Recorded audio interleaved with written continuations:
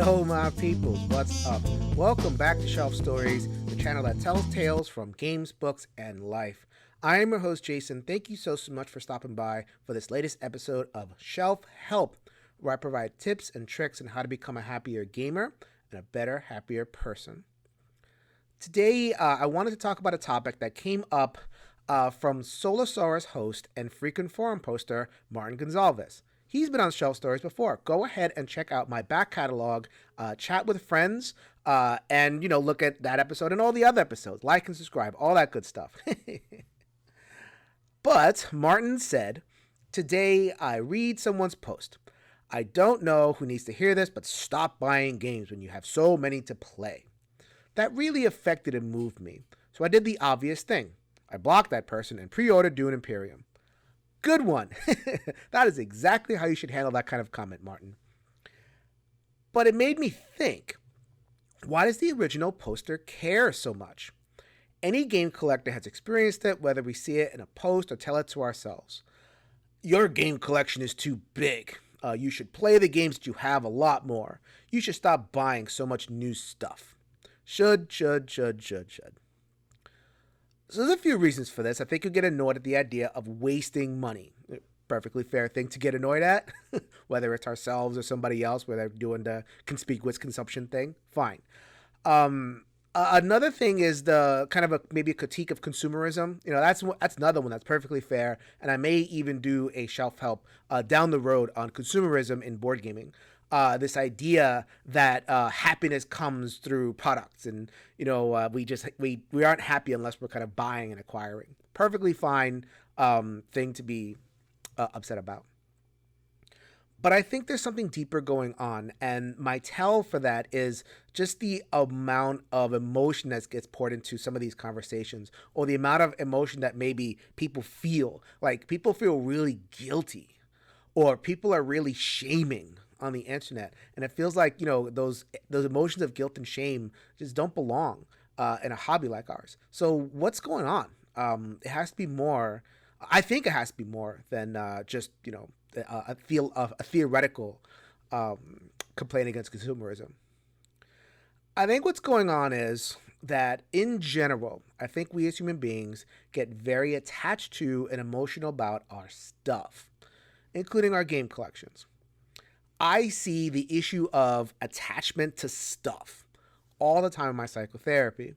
People freak out and get mad at their cars when they have car trouble, for example. So car trouble is massive and costly, and I can see where people get upset. However, people are getting mad at the car as if the car could do anything about it. I can promise you, you care more about your car than your car cares about you. A particularly gross example happened during the recent racial justice protests. An editor of the Philadelphia Inquirer had to resign after posting a headline of "Buildings Matter."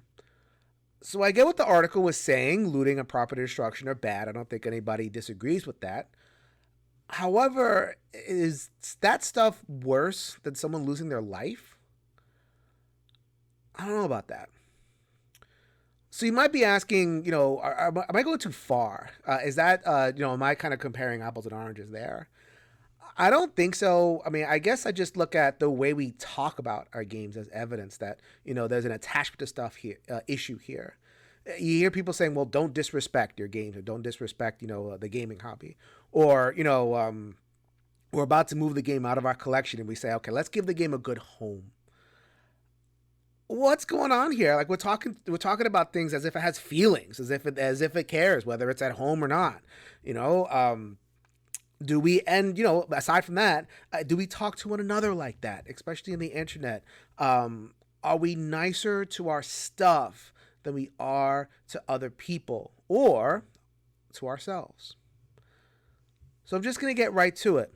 Stuff is just stuff. Who cares who buys what? You buy a game and you play it once, or you play it never. If it makes you happy, who cares? A full game wall, and I got my game wall over here. It's very aesthetically pleasing. It's beautiful. It makes me happy to come down the stairs. I'm in my basement right now and just see my beautiful full wall of games. it's not just that it's an art piece either. I mean, I regard my game collection as like this kind of potential, this bundle of potential, right? I mean, I come down here and I see like, wow, look at all the potential joy that I can have. And does it matter that I don't realize a lot of the potential? Does it matter that I haven't played near and far up there in about, 2 years, 3 years? Does it matter that I haven't played Takenoko in a couple of years? It doesn't matter. I played it. It gave me joy. And I foresee a situation where if I'm in the mood, I can play it again. I am perfectly good with that. That's enough. Should you play your games more? No, you should not play your games more. Be a good idea, you have it, so might as well get some use out of it. But there is no should. There is no waste.